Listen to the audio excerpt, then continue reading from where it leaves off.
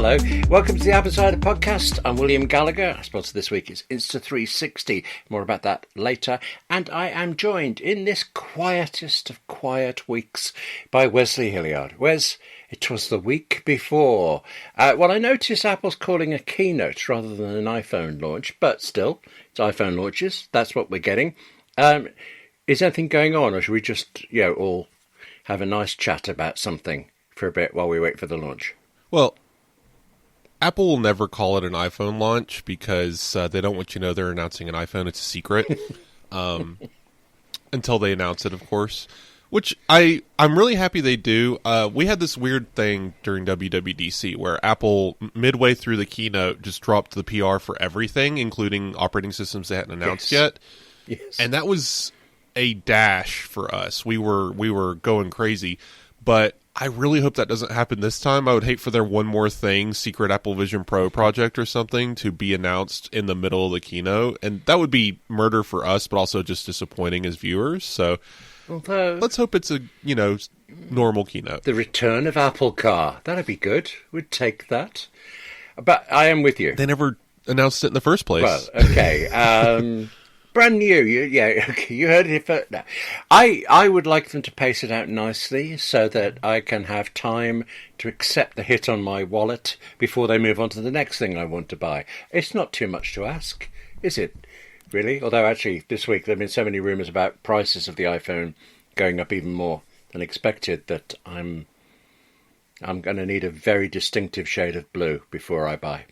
Those reports have been fluctuating a lot. Who knows what Apple's going to do? They have a pretty strong supply chain, so we could see price changes that are more dramatic, less dramatic, could be different per device. It really depends on what magic Apple is pulling that we will never see. And people don't even know, but they can basically negotiate with the supply chain, get different prices for parts, basically put more of the onus on where they're ordering parts from rather than on the end customer. But I suspect we'll see some price change somewhere, even if it was just a more expensive device to make, because we are talking about a lot of new technologies. But that's what we're going to be covering in Apple Insider Plus, what our wish list is for the iPhone. I'm so glad you mentioned that. Apple Insider Plus is the ad-free extended version of this podcast, which you get through Apple Podcast Connect or Patreon. And it would be a treat to have you there. I was going to tell you more, but why? We want to get on with things. All the details you need are in the show notes every week. Do join us if you can. But now, as we're heading towards the iPhone launch, or whatever the launch really is, let's look further ahead. Let's just skip that totally. Come back to it later maybe, but further ahead into the future of Apple Intelligence, because reasonably breaking news this week was what appears to be, well, it seems to me like this is a halfway house between Apple giving up on Siri and Apple not giving up on Siri. But I do actually believe you know more about this than me. Apple upgrading Siri with Gemini. No? Yes? So we've seen this all before. It's Bloomberg sensationalizing headlines and trying to control the angle of the story because it gets them readers. It's enticing to talk about Apple giving up on Apple Intelligence and moving to Google for their search engine. The reality is a little less bleak and a little bit more, it's been planned all along. This isn't really shocking. We've actually been discussing it on the show for a while, but this is just more evidence of what we've been talking about. So basically, Apple Intelligence is going to be powered. It is an LLM that is going to be to be more clear, there's so many words for this. Apple has foundation models. That is what it is actually called. Its LLMs are called Apple Foundation Models, AFM. Then we have Apple Intelligence, which are powered by AFM, right? So these large language models that Apple's developed will also be powering the back end of Siri. And once it does that, it'll be a completely different system than the one we have today. Today, Siri is powered by machine learning. The LLM-based Siri will have new powers like the ability to call out to app intents, which are system-wide features developers can put into their app. So theoretically, Siri will understand what is in an app, what data might be on a certain app page, and how to control it. build all that together, and you have this contextually aware smart assistant that you can discuss things with conversationally, and it will still be called Siri. Now, the Bloomberg report does have good, useful information in here if you get past all the nonsense. Apple's planning to split this into 3 core components: a planner, a search operator, and a summarizer. The Apple Foundation models will be in charge of the planning and search operations. Basically, you say a query, and the Foundation models will take that query, interpret it, determine what actions need to be made, and begin gathering data using the search operator. Now, the search operator this isn't the web yet. This is on device, going through apps, going through contacts, personal directories, all the stuff it has access to on device to see what part of the query can be answered without even going to the internet. Then, in that same determination, the planner is saying what does need to go to the internet, determining that, and passing it to different agents that are available. In this case, it'll be Google Gemini operating via private cloud compute. And then Google Gemini can use its search operator status to go to the internet, gather the information, summarize it, and pass it back to Apple Intelligence. Apple Intelligence will then parse that data, include it with the final report, and present it to the user. And this all happens theoretically pretty quickly, as quickly as a general Siri command. So that's the story. Apple is working with Google to bring Gemini to private cloud compute, and it seems to already have a model on hand, which suggests that it'll be the launch model. But this is no different than Siri currently today. When you ask it a query, it checks its machine learning operators, which, if you remember, William, about 8 years ago, I don't know when they did it, but they called it Siri Intelligence. This is way before AI. Really, I'd forgotten that. Wow. Okay. They should have stuck with that. And Siri Intelligence would go out, and still does, this is how Siri works today, using machine learning, would go to the various systems it has available about the user, like contacts and photos and things like that. And then if it's a web query, it basically does a Applebot search. It has access to some data Applebot does, like celebrity names and birthdays, Wikipedia entries. I think it calls out to Wolfram Alpha.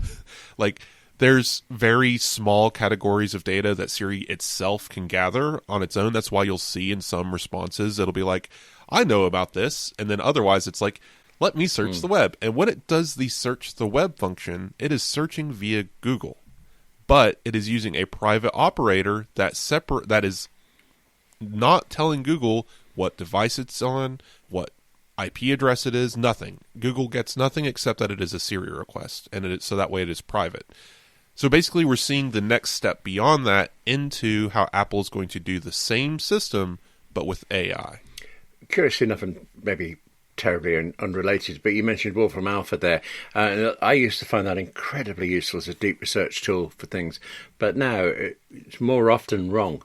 You know, I do quite a lot of time zone stuff, so I'll ask it, what time is this in ET, and it will interpret that as the extraterrestrial instead of Eastern. It's like, I give up with it. But so actually, maybe it's just me. Siri's letting me down, Wolfram Alpha's letting me down. I hoped that this would at least improve it, and it sounds like it might, but I'm actually a little curious here about this news appearing now, because we have just had that thing. Honestly, this is more complicated than I imagined it could be, but the decision about Google and whether or not it can continue with Apple. You've got to correct me here if I've misunderstood this, because it took me ages to understand this. The small version is that Apple can continue having its relationship with Google. Google can continue paying it $20 billion or whatever it is. It just can't be exclusive or something like that. Yes. Okay, I got that right. I'm genuinely pleased about that. So this announcement comes out. Apple and Google have their friendship in place, and suddenly this appears as well. Given that there have also been talks for more than a year now, I think, of Gemini becoming an extension through Apple Intelligence, do you think it's all sorted out, working? They were just waiting for the legals before they'd push the button. Yes, the Gemini integration, though, this is where it gets complicated. Apple could theoretically pull the trigger today and do what they're doing with ChatGPT and just have a search operator that is available for the current machine learning version of Siri to pass data to, and then it goes to Gemini servers, and then Apple has a privacy agreement with Google the same way it does with ChatGPT. However, I'm not sure that that is in Apple's best interest because they're going to be shifting to a new system soon anyway. I don't know how complicated that is on the back end. I don't know if Apple cares. Maybe they just want to be known for having access to Gemini, and then they'll just fix it in post. Basically, once the LLM Siri comes out, they'll be like, oh, by the way, Gemini is now a private cloud compute model, not a Google server model. Maybe that transition will just happen without us even realizing it. Who knows? But right now, if Apple did it, there is the possibility it could run on private cloud compute. I mean, Apple already has the model on hand. There's no reason why they couldn't build it today, even with the machine learning version of Siri. But it's hard to say exactly what order they want this to go in. We could see something on Tuesday, especially since Google Pixel has all of their Gemini stuff. Apple's trying to compete, but it's annoying as tech writers because I've already had multiple people try to contradict our reporting on this, reaching out like forums and stuff. Because Bloomberg's angle is Apple is giving up on Siri and powering it by Gemini. But the text that you actually read in the article, which a lot of people probably didn't because it's a paywalled article, actually says, no, Apple is two of three parts is going to basically be the Apple Foundation's model team's version running on device. The only thing that is Gemini is the part that goes out to the web, because Apple has said previously they don't really have much interest in world knowledge because world knowledge is complicated.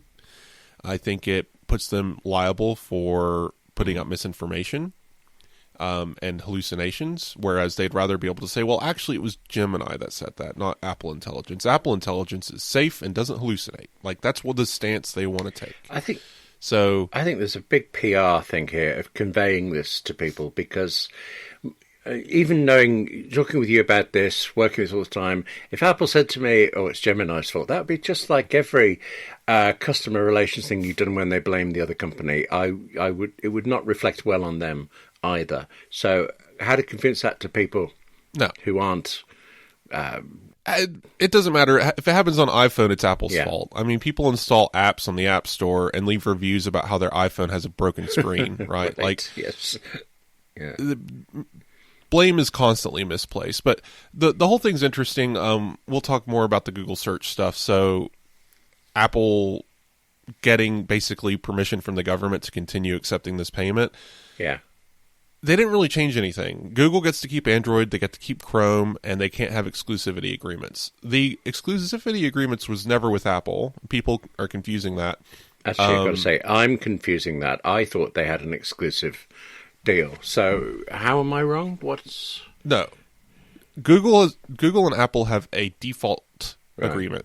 So Google has this agreement with Apple to make Google Search the default engine on Safari.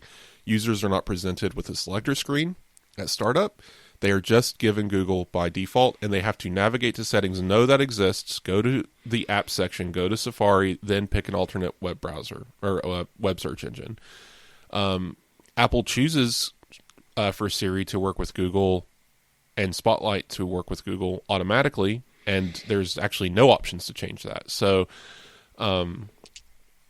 I think that's just all part of that agreement, but it is not an exclusivity agreement. Now, this might affect some parts of the operating system, like Spotlight and Siri. Users might be given a choice going forward. I doubt the Siri component's going to change because, again, that's kind of built into how the system works, but I don't think that's really an issue with this lawsuit. So, because Apple can just say, well, Google's not paying for that. That's our choice. Google's paying for the Safari portion. And that's fair. So Apple's going to continue getting their paycheck, and Google's going to still be the default search engine. One thing I heard as a likely consequence to this of all of this is that Perplexity can go whistle now. Apple has no need to buy that quite toxic. Apple never needed to buy Perplexity. I enjoyed it. If you go back and look at the rumors around the Perplexity thing, I think it was said one time by one person, and I think Apple did have a discussion internally. They might have even met with Perplexity at one point. But the PR nonsense that has happened since, no. Apple is not going anywhere near them. And I think discussions, yes, I think it was Jaws or maybe Tim Cook or both have said acquisitions are on the table. Apple has been buying dozens of companies. Apple's one of the top buyers of AI companies. We just don't hear about it because they're all tiny, right? I don't think Apple needs Perplexity because Perplexity doesn't even have its own stuff. It's just using ChatGPT, right? So I don't see why Apple would need to buy a different content aggregator when Apple can just do the same thing, and which they're not. They're building their own AI. So the whole concept of Apple buying Perplexity is misplaced. Mistral in France, sure, but again, that is becoming bigger than its britches. It's very proudly touted by the French government as, look at us, we have our own AI. The West is not that cool. We can do our own thing. So I don't think Apple's going to step into that political theater. They're fine. This gets back to it. Everyone's just the framing of the conversation is Apple is terrible behind and doesn't know what they're doing. Apple intelligence heads are quitting the company and they're all running around like chickens with their heads cut off and nobody knows what they're doing. So Apple needs to buy their way out of the situation. I don't believe it. Nothing says that about externally and from what we can see internally. The only people saying that are the people who are writing the articles with an angle. But if you look at the factual information in between the opinion and the guesswork, it tells us a completely different story. And I think Apple is doing exactly what they've always done. They're entering a product category after everyone else with a well thought out plan, and they're going to do it in a way that either dominates the market or completely changes the market. It's just what they do in this space. I've previously said I agree with you, and I still do. There's something about that thing we were saying there about if it happens on the iPhone, it's Apple's fault. I think Apple has a great story to tell if it is the private AI, but I think telling that story is going to be tough. Mm-hmm. But no, hang on. I'm saying, let me take you back to the Google thing, because there was one more point that I didn't follow properly, and I couldn't tell whether or not it was a big deal or trivial. There's something about Google has to reveal, expose, report, that's the phrase I'm looking for, some data that it's using, and I don't understand what or whether Google cares. So all of this is happening at a very interesting time in the world because Google is less relevant than it's ever been. I believe Google said this was false, but I mean, come on. I think it was Eddie Q or... Yeah, it was Eddie Q. Yeah, I know where you're going with this. Saying he said that Google searches have gone down for the first time in the history of iPhone. Yeah. And that's an important metric because what's the alternative? ChatGPT search, other search engines on iPhone, other countries forcing Apple to show a selector at startup, right? So, and people opting for not Google for reasons.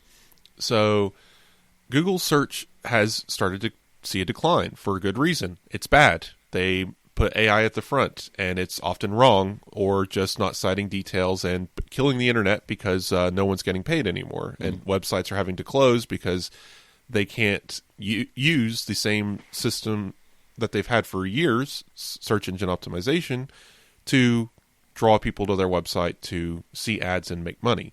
And therefore, Google's basically shooting themselves in the foot by having less access to actual information. And it's this snake eating its own tail situation of basically Google is killing itself. And people are realizing that and going elsewhere. And they're relying on systems that are still not as reliable, but they think it's nice because it's just not Google. Google's basically burned itself. Whether or not it's accurate, whether or not it's better or faster, doesn't matter anymore. They've got dirt on their name. So people would rather go to ChatGPT even if it's wrong too. And so this situation, though, is as all this is happening, the mind share is shifting away from Google, and Google's no longer relying on its mountain of data it gathers from search, because search is no longer relevant. AI is relevant. The courts have determined Google, in its monopoly position, needs to share search data with competitors, which is hugely impactful and very important if we were a decade ago and still talking about how search works. It's going to be useful for competitors. It's going to be useful for startup search engines and even Apple to have access to this information. It is not valuable, but it is coming at a time that it is less valuable. And I find that very interesting. And all of this going on, Google having to break out search details in order to prove that it's not trying to have monopoly powers, people just are losing interest in AI in general. So they're not using Google search as much, and they're caring less and less every day about AI. So Google is losing on both ends. It's like changing lanes at the grocery store, expecting to have a faster line, and then suddenly seeing the other line is moving away. Google can't pick a line. They gave up on search. AI is faltering, and as we expected, because it was always a bubble. Like the promises these CEOs made was always never going to never happen. But so I bring this up because customers asked about Apple being quote unquote behind in AI, whether it matters or not. They just don't care. And that tells me when Apple does actually do something interesting with this stuff, it's actually going to be impactful because it's not empty promises and flashy stage demos with Jimmy Fallon. Instead, it's an actual useful feature that takes place on your device privately, utilizing systems Apple has built with trust. And I think that's what's important today. I've more recently become quite enamored of Apple Intelligence, specifically because of its addition to shortcuts. I've actually replaced some paid apps with my own shortcuts using it within there. Up to then, I mean, I'm a writer, so all of the writing tool stuff is just worthless to me, and in fact, sometimes quite insulting, except where there was an option to change the text to be more threatening. I enjoyed playing with that. The thing that made me think, yes, AI has a point, was that ad that got pulled, the one about what's the name of the guy I met that place by the thing where we went that time. Mm-hmm. That when things like that work, that is when I think Apple will win. Well, this is interesting, though. I've seen a lot going on around this conversation, and we can get to Google Pixel because it's relevant. Google showed off this Magic Queue feature. We talked about it a few weeks ago. And everyone's like, this is Apple's app intent systems working on a Google device. They did it first. No, this is not. Funny enough, it's better than nothing, but it's not quite what Apple advertised, because I don't think people fully understood what Apple was telling us they were going to do with Apple Intelligence. Because what Apple was telling us was basically, hey, app intents are basically a map. They're a map for every app on your device. A developer can draw for Siri to navigate to every data point available within every app and every display and every screen, and it'll know where every button is on your device. Apple's systems here for app intents is basically a roadmap for Siri, right? It is a way for the on-device LLM, whatever you want to call it, Siri, Apple Intelligence, whatever, to find every piece of information and every operating button on the device. It knows where a tap target is. It knows how to press it. It knows how to operate apps without you looking at it. It knows what data is in every single app, because these app intents are basically drawing the map for Siri to find all this information. And then it collects it all into a pool and basically acts as the ability for, like, the data point for your on-device LLM of, hey, do this request, and it knows exactly what you mean, where it needs to go, and what it's going to do. Google's operators seem advanced and interesting, but we've seen it before. It's just doing it in a smarter way, and I'm not dissing Google here. They executed something great that's going to be good for users. The ability to be in a text chat and say, what reservation did we have again? Yeah. And the autofill response say, your reservation is here, and you can tap it and it'll send it as a response in the text. That's great, but that's just the same thing we've been doing with more zhuzh. They've sprinkled some AI magic on top to make it more sentence structure. But previously, if OpenTable wanted to give Siri that data through an app intent, which app intents have existed for a long time, by the way, they're just being utilized differently and more with Apple Intelligence. in this future feature. OpenTable could totally have done that, and it was, instead of sending it as an AI summary, it was sent it as a link to that reservation in OpenTable. It's not that these things are new, it's just they're presenting them in different ways and making them look nicer and more human readable through AI. So Google is doing a cool thing. It's just not as advanced and fancy as people make it out to be. And I don't think it goes far enough, and it's not going as far as Apple will be going. Maybe I'm wrong. Maybe Apple had to pull back, but what they originally promised is way more than just a simple data detector, right? It's the device understanding you across everything that you do in a way that nothing can, that's on a server on the web, right? Because it has access to that data, but it is cloistered in a way that is keeping you safe. So I don't know. I find the conversation around all this very interesting because it's always going to lean towards Apple's behind, Apple's bad.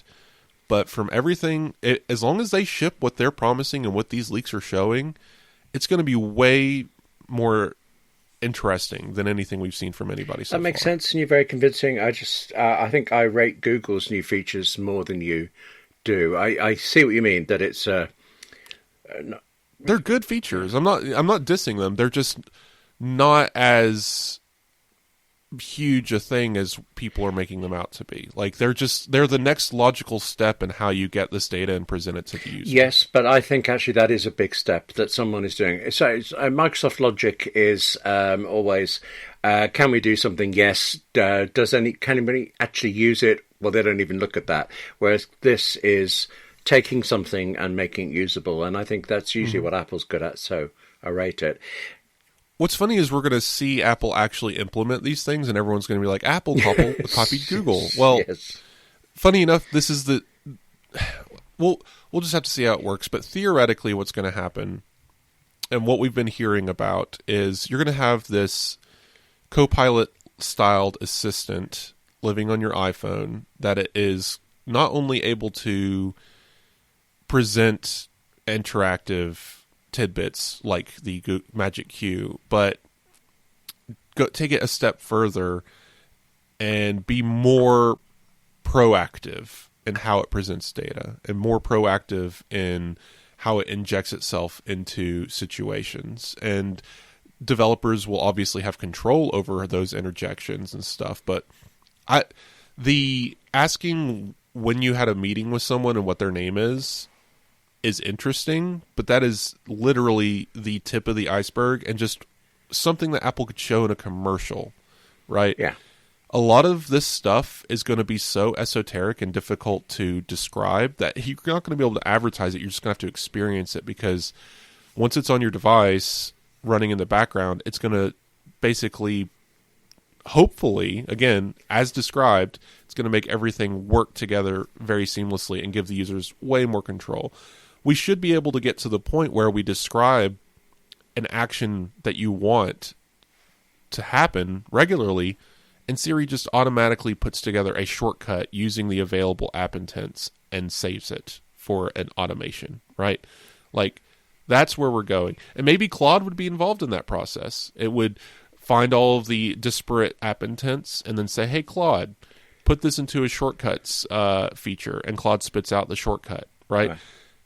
We'll see where this all goes. And of course, Claude would be running a private cloud compute, so that data that might be personal and on device that's being passed to an Apple server would still be private and not be used for training purposes. So we're on the cusp of something really interesting, just as AI is dying in the public eye. But honestly, William, I think that's what's best. Apple thrives when it can present things to users that look no different than magic. And if Apple had the choice, I think 2 years ago, they never even would have called it AI in the first place. No, that makes sense. Look, I want the iceberg to come, please. Not a phrase you hear often. This episode is brought to you by Insta360. Their brand new pocket camera, Go Ultra, just launched last month, and it is the tiniest, it is the lightest thing, yet it can shoot super smooth 4K video at 60 frames per second, and this 53-gram camera can do that for 60 minutes on a single charge. But Then it comes with an action pod. Snap the Go Ultra into that and you get 170 minutes of 4K filming. Plus, it's fast charging, so you can go from 0 to 80% in just 12 minutes. Plug that in, grab a tea, then get right back to shooting. Go Ultra on its own lets you magnetically attach the camera to mounts, to bike handles, to street signs, to anywhere you can think of. Then that action pod also lets you remotely control the standalone Go Ultra camera for even more inventive shots. Go Ultra's magnetic mounting system lets you clip the camera to your clothing and get effortless perspective POV shots, whatever you're doing. Plus, if it's so light that you can actually forget which jacket you put it on, you can then always use Apple's Find My to track it down. Insta360 is now offering Apple Insider listeners a free sticky tab, a way to help you mount the camera everywhere from down jackets to up backpacks. To get one with your Insta360 Go Ultra purchase, go to store.insta360.com and use the promo code Apple Insider, though note it's available for only the first 30 purchasers. For more details, check out the link in the description. And thanks to Insta360 for supporting the Apple Insider Podcast. But speaking of coming, there are two really specific Apple hardware-related things I really want to ask you about this week, except just a minute ago you teased me with something about the Google Pixel, and I thought we'd covered that last week. Is new news out? Have you got one and it's brilliant? What's changed? I kind of want to buy one because I need an Android phone to play with, but money. So it's one of those things that, okay, this conversation comes around every now and then, and people are very passionate, especially photographers. What is a photo? Oh, I know where this is going suddenly. Okay, yes. So we had this discussion multiple times over the decade. Computational photography, portrait mode. Is a photo something? Is a photo only a photo when it is the raw data taken from the sensor? When does it turn into a piece of interpretive art, yes, basically? And that no longer represents reality, but is a representation of something else. And and the goalposts shift all the time on this. But from my personal understanding, and this is a highly opinionated conversation, so the line may be different for different people.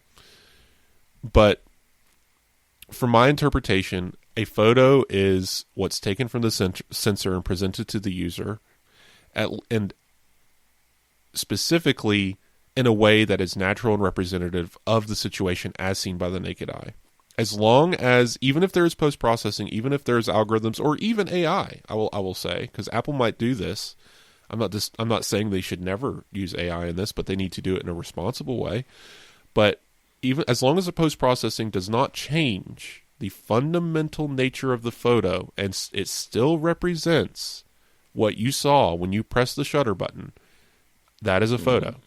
But the minute that new data is introduced in a way that changes the fundamental properties of the photo, it is no longer the photo that you took. I bring this up because Google has a feature on the Pixel 10. Once you get past, now this is crazy, it has a 5x lens, right? Once you get past 5x, you're in crop.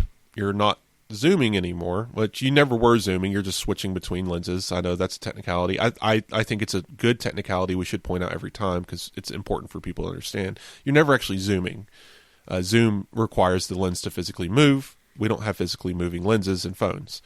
But when you switch to that 5x lens, that's as far as you can go optically. And then you start scrolling through that zoom control on your camera, and it crops into the sensor, basically. You are cropping the photo into 10x, 20x. You're still cropping. It's still the same thing. As you crop in more, Google's algorithms, and Apple does this too, gets more aggressive with sharpening and resolving what the image should potentially... Like, what Apple is doing specifically is they're looking for letters. It's going to sharpen letters more because you're obviously trying to read a sign. Or it's going to denoise and smooth. But in this whole process, It is still algorithmic, it is still machine learning, and it is still what the sensor is seeing, just post-processing like you might do in the Photos app, more or less. So Apple's max zoom is 25x, and that whole range is algorithmic. Nothing is changing. You get what you saw off the sensor. Google, though, once you hit 30x, switches to a new system that relies on AI. And basically, it captures what's on the sensor, passes that image through an artificial intelligence interposer, and then outputs what the AI believes the image should look like on the other end. But the final image that you get is no longer the original image. It is a completely new image generated on the fly by an artificial intelligence software. Wasn't there a thing years ago with, it would have been Samsung, I seem to remember a photograph of the moon. You photograph the moon, it'd be incredible because actually it was a slide of the moon that they had in the back server instead. This sounds like just a more intelligent way of doing, well, arguably more intelligent way of doing the same thing. So when Samsung was doing that, they were using early versions of AI, not even generative systems. I think they were just using these detectors to say, is this moon? And swap in photo of moon, basically cropping it out and putting it in, doing nothing else to the photo. And it was very limited and very silly, and honestly fine if that's what you want. I don't care. I don't personally like it. If it's going to be a glowing orb in the distance, I know that's a moon. I don't need it to look like a satellite photo. Honestly, it becomes distracting unless you're taking a photo of the moon. Like every photo you take looks like Bruce Almighty, right? Well, funny, I went the Star Wars route when you were saying, that's no moon, I was thinking, and now you're just looking at me funny. Okay, so as long as you stick to optical zoom... In Bruce Almighty, yes, in Bruce Almighty, he lassos the moon literally and brings it closer to Earth so that it looks bigger, right? And so for half of the movie, this moon is just gigantic in the sky. Anyway, so people call it a Bruce Almighty moon. Okay. So Samsung phones did this. Yes. Sorry, I'm still tickled by that idea. But okay, yes, Samsung phones, let's be serious here, Samsung phones did this, but now Google Pixel does it on a 30 times zoom. I mean... up to 100 times zoom. Oh, well. 30 to 100 times zoom. It will take what is cropped out of the sensor. Now, in order to understand this is getting weird. 100 times zoom is... I can't math right now. It is 20 times more. It is a 20x crop, basically. So you are on the 5x lens, right, and then you're cropping in from so basically math, if you are at a certain resolution and you divide that resolution by 20, you're now 20x into that image. That's what's happening with 100x zoom. So if you took an iPhone photo at 5x and then cropped it 20x, you would be at 100x zoom, more or less. Right. And that crop would be a distorted garbage mess. It would be useless unless you send it through an algorithm that tries to figure out what it is. And what's crazy is sometimes it actually works to some effect. The end result that we've seen is that dog you zoomed in on looks more like a dog. It guesses. It won't resolve people. It's not going to. If it's a blurry person, it will remain a blurry person for reasons. Obviously, it doesn't have that data. It's not going to be like, oh, that's this person, and then creates a version of that person. Like, it can't do that. But if it's an animal, it tries to resolve that animal. If it's an object, it resolves that object in the best way that it can. Where it falls down is language, letters. AI still can't do letters very well, and so stop signs become garbled messes. Any other street sign, anything like that, just becomes random geometry, not letters at all. We've also seen it fall over with other elements, like introducing things that just don't exist. It hallucinates objects. It hallucinates detail. So these are not photos. But that is not to say that the utility isn't there in places that it fits in. I personally rarely ever zoom past 15, maybe 20x on iPhone. And that's to check out a food sign while I'm waiting in line. Yes, you've said that before, and I felt better. And I do that too. Otherwise, zoom with your feet. That's me. But yeah.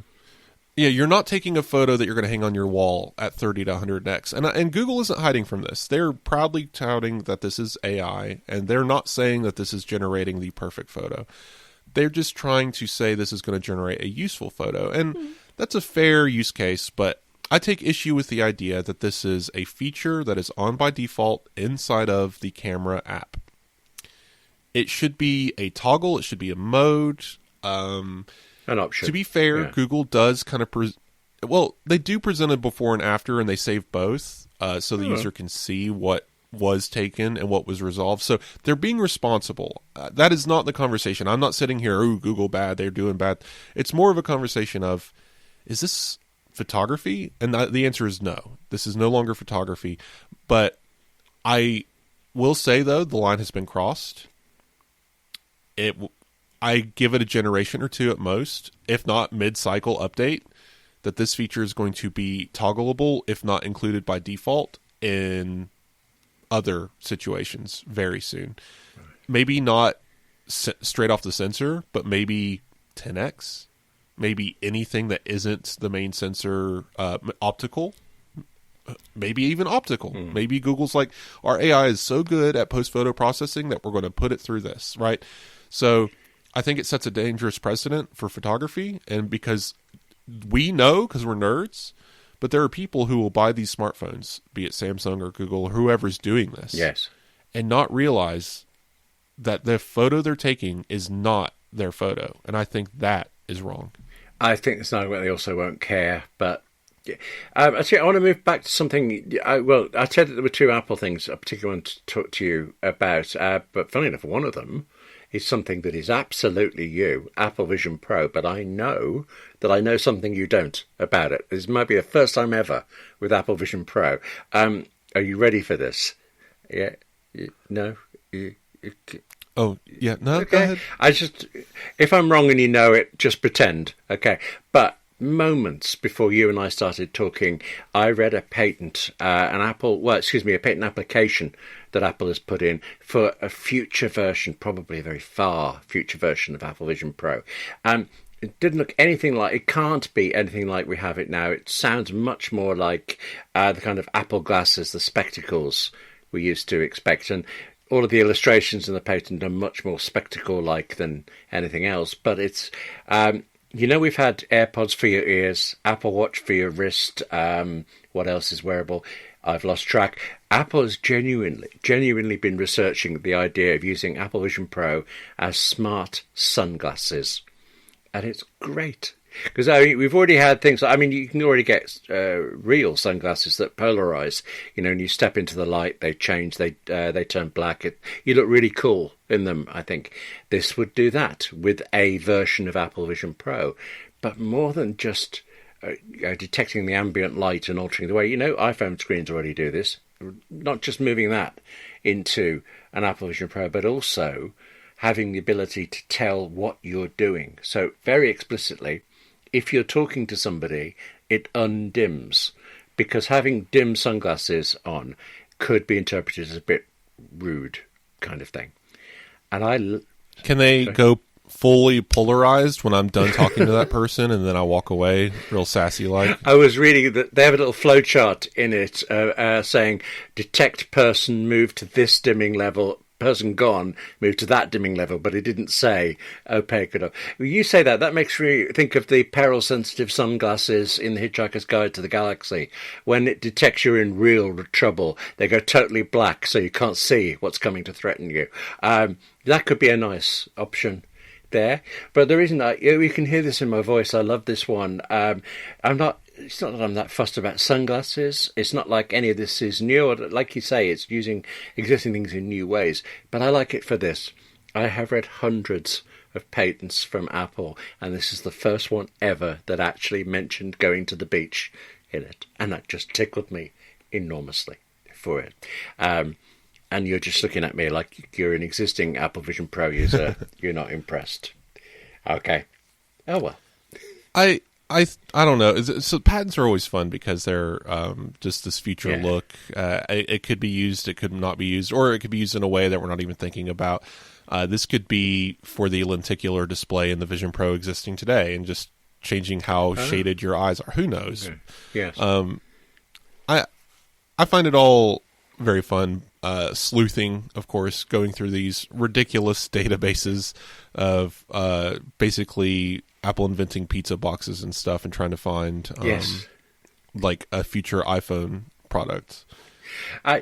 Do you have a wacky patent store? Do you have anything that you found that are just like outrageous, like they've made a new hand or something? No, but there have been things where when we were getting lots of patents about the Apple car, it would be like they were trying to patent the windscreen. And you think, how can you possibly claim that you invented the windscreen? And you'd read thousands of words about this, and you'd come out thinking, no, you can't. Why are you trying to apply for a patent on this when it exists? And these things take years. Maybe in 2 or 3 years' time we will see that they do get a patent on it, and I'll understand why. But that's mostly it. Look, we had an iceberg earlier. We've got a beach now. I'm clearly hot and cold on these things. But tell me something, because, I mean, all the way through this, we've talked about the fact that we've got the big iPhone launch next week, and then we zoomed further ahead into what else is coming. I want to pull it back slightly to kind of now, but sticking with the Apple Vision Pro, because I read a story on AppleInsider about the market for the Apple Vision Pro that, maybe not surprisingly, it's enterprise customers who are buying it. Do you know we had Star Wars a minute ago? Now it's Star Trek, isn't it? Apple Vision Pro is incredibly successful in the enterprise and isn't in the consumer stuff. That seems unsurprising just based on the price, but is there anything more to that? Well, we knew this. I'm not really sure the angle or the reason for this Wall Street Journal story, other than it's more of a listicle almost. It felt like it was just very odd, especially since their listicle only had 3 options. Apple did a better version of this a year ago, and it had 7. So, okay. Right. I had to point that out. It's just it's not that it was a poor article. It's just, if we're going to do this, list everyone you can. No. So they With talked only about Lowe's. 3-item listicle, you can't have a headline that says something shocking, and then number 6 will blow your mind, kind of thing. And now we've got a prisoner reference. Well, I should be writing this down. Okay, what were the listicle options then? So Lowe's, a French company I'm going to ruin, Dassault Systems, Systemes, I don't know, Dassault Systems, I'm going to say it very English, and the Canadian aircraft training company, CAE. All right, Lowe's, we've probably talked about this before. There's 100 stores across the United States that's going to have a Vision Pro. Yeah. You can go look at a virtual kitchen in it. Great. They're doing that. So they've bought at least 100 of them, I guess. Dassault Systems invented this 3D Live app that dozens of companies were using across the ecosystem. Apple actually touted some of those previously, like they're designing software or running molecule simulations and stuff like that. And then you have the CAE, which is training aircraft pilots in virtual space, which apparently helps with their retention. It's a good story.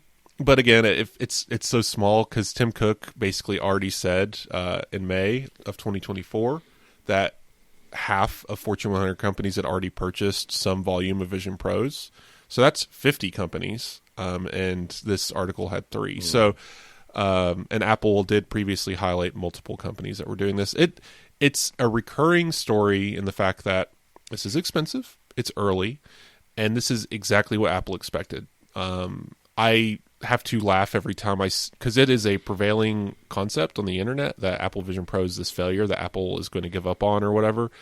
It's just not true. We don't know what Apple's expectations or desire was for this product, but from all observable points, it's a success. Is it a raging success? Probably not, but it seems to have met Apple's expectations, and because it's getting continued very specific development. Like Vision OS 26, I finished up the review. We'll get to read it next week. It's a big release. There's a lot going on here. In a year when Apple completely redesigned iOS and introduced all kinds of stuff and is in the back end working on all these Apple Intelligence features, they still gave a lot of attention to Vision OS. That is unheard of. Like, so normally Apple puts all of their monkeys in one basket, especially if it's iPad, because they're like, we'll just focus on iPhone this year. iPad gets a new screen, wallpaper, right? So they did not do that this year. In spite of everything being super busy and hectic and crazy, Vision Pro still had quite a lot of attention. And that tells me that, like, they're in this game for this device. And sure, the biggest customer right now is enterprise, but that makes sense. $3,500 is nothing to an enterprise customer. It's a lot of money for general consumers, which are still buying it. So you don't think there's an argument that Apple would be too embarrassed to give up on Vision Pro if it were flopping? If it were a catastrophic, like, abject failure, Apple would just say never mind. I mean, look at AirPower; they just didn't even bother releasing it because it was just catching on fire. But Vision Pro, I've done the math before. We're assuming, and Ben Bajarin, who is a very well respected Apple analyst, who's his accuracy is incredible. He estimates we're at or around 1 million units shipped, which is the estimate that I've been using for a long time, because it's 600,000 in the first year and then some amount since, right? So 1 million's pretty reasonable at this point. Ben Bajarin basically said, agrees with this number, about 1 million units sold. So what's 3,500 times 1 million, right? Is it 3.5 billion? Lots. Lots. It's a lot of money. Yeah. We've learned that at some point recently that Apple has, or Meta has only sold a certain number of Quest units, and I can't get this off the top of my head because I'm not looking at it, but it's not that much money. Even if you took the most expensive Quest unit and multiplied it by the number of units they've sold, they're coming nowhere near the same amount of money that Apple has made on Vision Pro in a year. And it's just because the hardware is so expensive, right? I understand that it's a different conversation. Okay, so I found my post 13 days ago. 2 million Meta Ray-Bans have been sold from October 2023 to February 2025 at $300 each. Apple Vision Pro, around 1 million from February to 2024 to 2025. I'm sure they've sold more since. That puts Apple Vision Pro at $3.5 billion in revenue. 2 million Meta Ray-Bans, $600 million. But the conversation around Apple Vision Pro is it's a failure, yes. Right? So I don't, $600 million is not as much as $3.5 billion on a level of magnitude, right? Look at the quality of information you get on this podcast. Yes, okay, I agree. Yeah, I mean, I still think it's small fry for Apple, but yeah. Yeah, but this is what we get at over and over and over again. Companies would kill for the amount of money Apple makes on EarPod sales, okay? Yes. Like, it doesn't matter how small Apple is selling. Lightning cables? What is the smallest thing they sell? The USB-C to headphone Pencil. Jack adapter. Oh, no, that's it, Tips yes. for the Apple Pencil. Yeah. Any company in that business would kill for Apple's margins, would kill for Apple's profits. I guarantee you Apple makes more money on that stupid adapter than some companies make in their entire year just selling iPhone cases or something, right? Apple's volume is insane, and people forget that. Even with Vision Pro, $3,500, 1 million units. 1 million is not much, right? It wasn't that long ago. I've always been a big video game enthusiast. We've discussed this before. The metric for success was about 10 million, right? You needed 10 million Red Dead Redemption game sales in order to consider a successful game by their metric, right? 1 million is not that big a number, especially in consumer electronics. But because of that price, Apple, and there's margins involved, and we don't know what their profit is. Net, the profit from MetaQuest is probably only slightly lower than the profit from Apple Vision Pro once you take into account costs. But if Apple is making like $800 to $1,000 of profit per Apple Vision Pro. Guess what Meta isn't making on a $300 device? $1,000 in profit. So any way you slice it, this is a device that is making some amount of money. Sorry, I know I don't mean to go too long. It's just I find that argument so funny because people just seem to repeat it without really thinking it through. I've been kind of teasing it all the way through that next week is the big iPhone launch or whatever it is. And then we talk about everything in the far, far future, the near future, the not quite so near future, practically next week. Let's do literally next week. The iPhone 17, there is actual news. Excuse me, I shouldn't say that. There is actual rumour, at least, but this close. It looks pretty close to it. And except, I think there's one that says about the battery. That sounds pretty good. And one about a factory that we think is a fake. Which one do you want to go with first? Because I think you know more about both than I do. I have so little interest in rumors at this point because we're literally about to see the device for real. And it's one of those things where I think we see this slow, desperate collapse. It's like I don't know, an animal just gasping for air. It is not a happy thing to see. These rumor mongers, these leakers, kind of losing their mind as the obvious their job is winding down.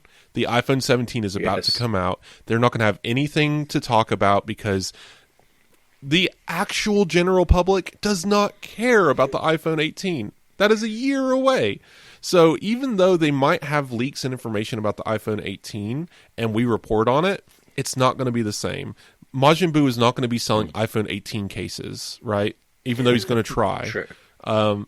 So it's just one of those things. We're in the death throes of the rumor cycle, and they increasingly get desperate. This leaked factory video, they looked like dummy units. Mike and I think others have agreed that they don't look finished, and there's just something off about them. What do you think?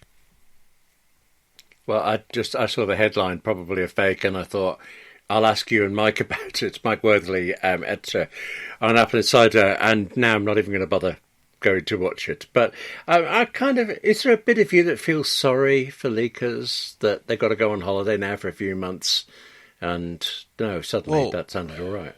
I just hope it's not their sole business, and I'm fairly certain half of them are like 18, living off of ad revenue in China or something, but because a lot of this stuff is kind of shock and awe, get the clicks type stuff, especially again, I'm just really not happy with the business model Majin Buu has been taking lately because it's very scummy. But no, I don't really feel sorry for them. I hope they have actual jobs outside of this. Leaking should be a hobby, and any leaker that I've talked to personally, I've had multiple interactions with different leakers, and for them, it's just an enjoyable thing for them to track down this information and share it. So as long as you're keeping that mentality, then great, go, you do you. But if this is how you're making money, maybe do you're something saying there's else. A purity to it. I just think I also, the issues around making a business out of it and profiting from other people's work. I mean, I suppose you can argue actually that that's what we do. We are commenting on Apple stuff all the time, and we have ads in this podcast. We have ads on AppleInsider. But I think the intention is not exploitative. It is trying to find out more. And yet there's a part of me that really looks forward to finding out everything when Apple announces it. We've got these couple of rumors. Don't really need to get into it. There's a clear case. Cool. I don't know. Go check out the show notes because there's more detail there. And honestly, this stuff we're so close to the event. It's just Tuesday's not far. By the time you're listening to this, it might already be Tuesday. But I wanted to wrap up with this. I had a revelation the other day that I think it makes sense. Yeah. Everyone's been asking the same question.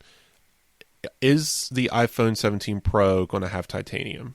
And I think the answer is yes, and that hasn't changed. But I think I get it now. The window thing, this MagSafe window piece of glass that is on the back of the phone that we keep seeing in some renders and some models that makes the phone two-tone, that's going to be glass. So it's this mag-shaped wallet-sized rectangle in the back of the phone. That's going to actually be glass. Then the structure around that and around the camera bump is aluminum. And then the frame around the edge of the phone is titanium. So I think we're going to have all three in one device. Okay, part of me wants to say you're not really selling our own show notes earlier. We should say they're so exciting. Look at the show notes for the details you wouldn't expect could possibly be. Yeah, okay. But then also, how about this? If someone wants to contact you on, say, September the 9th, late in the afternoon, depending on your time zone, how do they reach you to say you were totally wrong about all the materials? So I'm on Blue Sky. I'm pretty active there. You can reach out on Mastodon as well. I see I get a trickle of new followers after each episode each week, so I think that that's usually just from me mentioning on the show. I'm at Hilly Tech on both Mastodon and Blue Sky. And you can always email me, wes@appleinsider.com. I get some good emails there, questions and comments on the show, stuff like that. Nothing to really share this week, but we do have a podcast review, which is the best way to get a hold of us if you want your comment read on the show. Mm. So I don't know if we're just being passed around a school somewhere, but we have another young person this week. Right. So we have Juan. Yeah, so we have Juan Guara C. I might have mispronounced the last name. They said they love it. 5 stars. Love the podcast, listen to it. They said every day, I'm assuming every week, or maybe they're getting a backlog, but they said they're 12 and they love to hear about Apple news. So I'm glad that we provide a fun show for you, and I hope you continue to tune in and reach out. 5 years younger than me, and they're listening to Apple Insider. That's just great. Excellent. Okay. So, you're missing a digit somewhere in there. Oh, thank you very much. That's how people can reach you. That's an example of one actually reaching you. In my case, William at AppleInsider.com or 58 Keys on YouTube. If you are a Writers Guild of Great Britain member, it's too late to vote for me in the elections, but I will find out in about a week's time on September the 12th, it turns out, whether or not I still get to work for the Writers Guild as a deputy chair, or just become a very vocal member. That's what I'm planning to do. But now, we've mentioned various things about what's coming up next week. AppleInsider Plus this time is very much about next week. And if not, what will actually happen, more what we hope will happen, what would actually do, in my case, actually, what would make me buy an iPhone 17 or 17 Pro or 17 Pro Max or 17 Air or 17 Thin, whatever they call it. That's I can't say there's a lot of news in this, and there's not going to be rumour, but there's definitely going to be a lot of opinion. And you know what it's like. You're an Apple user. You've got opinions. You should join us on Apple Insider Plus. But in the meantime, thank you very much for listening. Wes, very good talking to you.